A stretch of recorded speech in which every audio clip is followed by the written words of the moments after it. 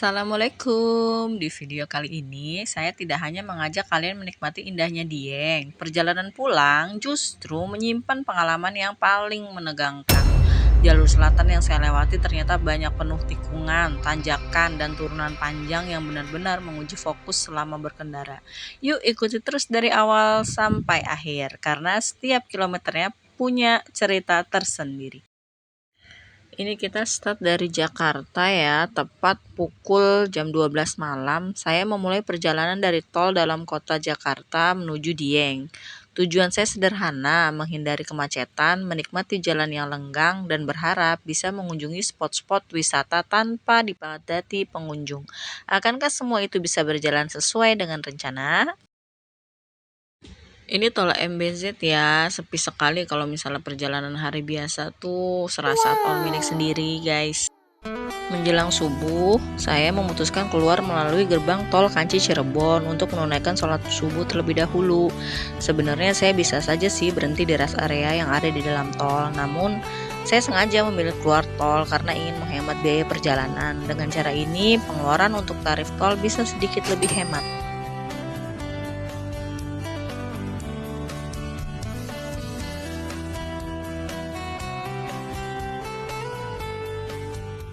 Ini jam setengah 8 pagi ya, kita mau memasuki Tol Waleri. Perjalanan di Tol Waleri memang terasa nyaman, tapi kenyamanan ini hanyalah di awal. Setelah keluar tol, kami akan melintasi Sukorejo, melewati Gua Bunda Maria, lalu menuju Muntung, Tambi, hingga akhirnya Dieng. Namun sebelum sampai di sana, ada sebuah tanjakan yang viral dan kita akan melewatinya, namanya Tanjakan Simati. Bagaimana kondisi tanjakannya? Ikutin terus ya, sampai habis. Nah, teman-teman, setelah keluar dari exit tol Weleri, kita akan melewati salah satu tempat ziarah yang cukup terkenal, yaitu Goa Bunda Maria. Tapi saya tidak sempat memvideokan tempat itu ya teman-teman ya. Tempat ini menjadi tujuan banyak peziarah umat Katolik dari berbagai daerah untuk berdoa dan mencari ketenangan serta mengikuti kegiatan rohani lainnya. Suasananya sejuk banget, tenang, dan dikelilingi pepohonan, sehingga cocok juga untuk melepas sejenak lelah sebelum melanjutkan perjalanan. Meski hanya melintas, tempat ini menjadi ikon yang cukup dikenal di jalur Weleri menuju daerah pegunungan.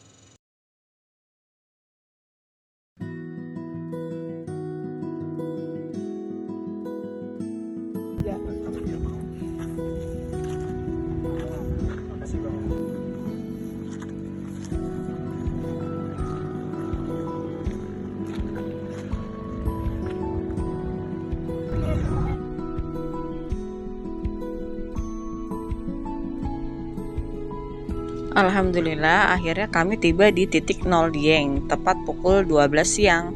Jadi total perjalanan yang kami tempuh dari tengah malam memakan waktu sekitar 12 jam. Sebelum melanjutkan perjalanan, kami mampir dulu untuk menyewa jaket. Udara di Dieng memang cukup dingin.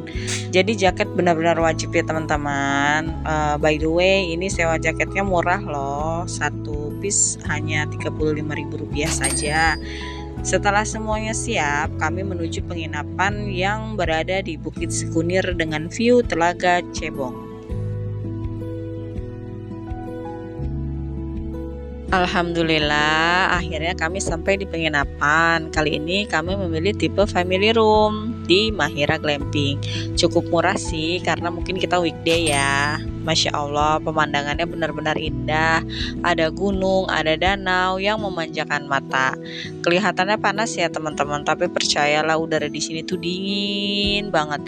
Oh ya, nanti malam saya akan mencoba menuangkan air ke wadah kecil. Besok paginya kita akan lihat apakah ada embun esnya, dan kami juga akan mengajak teman-teman menikmati indahnya Bukit Sikunir. Jadi jangan lupa ikutin terus.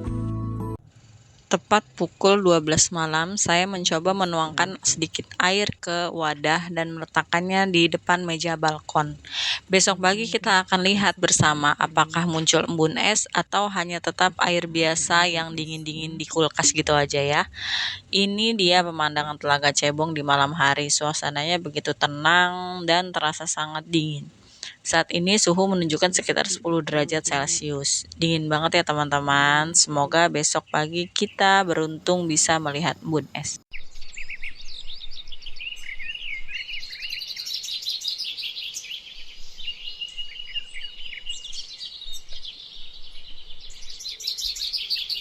Jam menunjukkan setengah 6 pagi dan pendakian menuju Bukit Sikunir pun dimulai. Kali ini yang melakukan pendakian adalah keponakan saya karena saya tidak bisa naik ke atas. Ada balita yang harus saya temani di penginapan.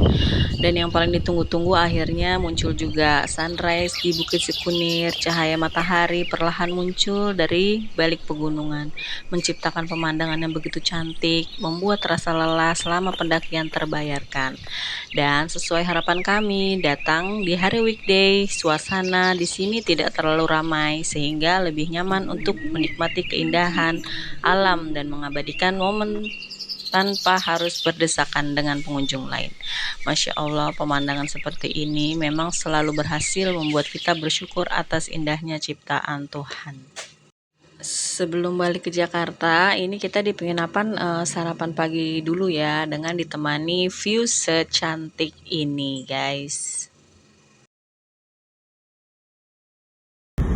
Ini kita perjalanan pulang ya. Rencana sih mau lewat jalur selatan.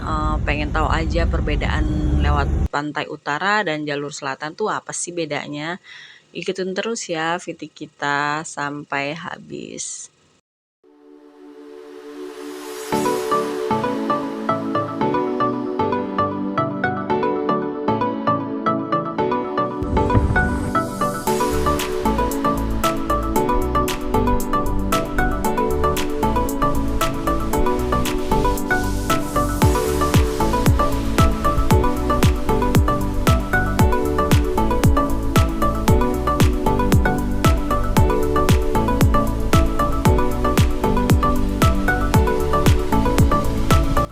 Memasuki jalur selatan, suasana perjalanan terasa semakin asri dengan didominasi pepohonan rindang di sepanjang jalan.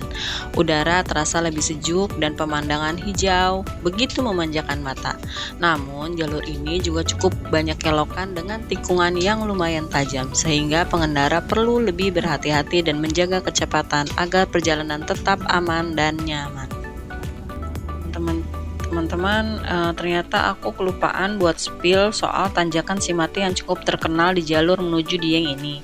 Tanjakan ini dikenal cukup menantang ya, dengan kondisi jalan yang menanjak sehingga banyak mobil yang harus mengistirahatkan mesin mobilnya. Tak sedikit juga mobil yang mogok di tengah jalan. Saran sih kalau mau lewat tanjakan ini, istirahatkan mesin mobil karena kalau melaju terus akan berbau sangit. Oh ya, maaf banget ya teman-teman kalau footage perjalanan di jalur selatan kali ini nggak terlalu banyak, bukan karena jalan yang gak menarik ya, justru pemandangannya keren banget dengan pepohonan yang rimbun yang masih asri. Tapi apalah daya, aku malah ketiduran di perjalanan ini, jadi banyak momen yang terlewatkan buat direkam. Tenang aja, semoga perjalanan berikutnya aku bisa lebih rajin megang kamera dan gak kalah sama rasa kantuk. Sampai jumpa di perjalanan berikutnya.